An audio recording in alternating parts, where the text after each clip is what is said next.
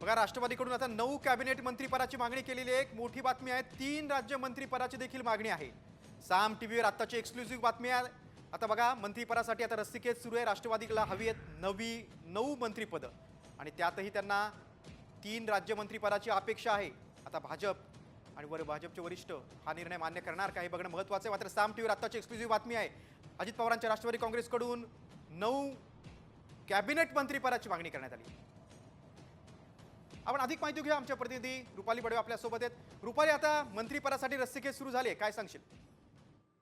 महायुतीमध्ये आपण पाहतो आहोत की राष्ट्रवादी सुद्धा आहे आणि राष्ट्रवादीने आता 9 कॅबिनेट मंत्रीपद आणि 3 राज्यमंत्री पदाची खरं तर त्यांनी मागणी केलेली आहे। मात्र सध्या आपण बघितलं तर सध्या राष्ट्रवादीकडे या काळामध्ये जवळपास 9 कॅबिनेटची मंत्रिपदे होती आणि आता येणाऱ्या सरकारमध्ये आता आपण बघतो की याच्यातल्या ज्या 9 पैकी 7 जणांना पुन्हा एकदा संधी मिळू शकते, तर काही नवीन चेहऱ्यांना सुद्धा संधी देण्याची खरं तर शक्यता आहे। मात्र महायुतीकडे मागणी करत असताना, भाजपकडे मागणी करत असताना पक्षाच्या वतीने 9 कॅबिनेट आणि 3 राज्यमंत्री पदाची मागणी केलेली आहे। खरं तर आता या संदर्भात जेव्हा महायुतीचे सगळे नेते एकत्र बसतील आणि चर्चा होईल, त्याच्यामध्ये नेमकं स्पष्ट होईल की कोणत्या पक्षाच्या वाटेला किती जागा जाणार आहेत किंवा कोणतं कॅबिनेट मंत्रीपद जाणार आहे।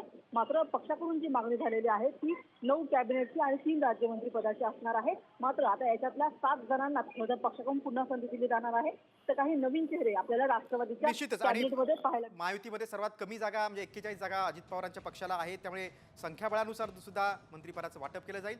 रुपाली, तुम्ही सविस्तर माहिती दिलीत त्याबद्दल धन्यवाद।